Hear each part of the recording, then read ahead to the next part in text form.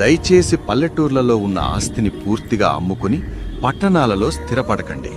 అత్యవసర విపత్తులు జరిగినప్పుడు తిరిగి పల్లెటూర్లలో జీవనం సాగించడానికి అనుకూలంగా చూసుకోండి. ఇది కలికాలం. విపత్తులు ఏ రూపంలోనైనా రావచ్చు. అది కరోనా కావచ్చు, యుద్ధం కావచ్చు, ప్రకృతి విలయతాండవం కావచ్చు. చివరికి మనకు దిక్కు పల్లెటూర్లే. పట్టణాలకు వెళ్ళవద్దు అని చెప్పడం లేదు.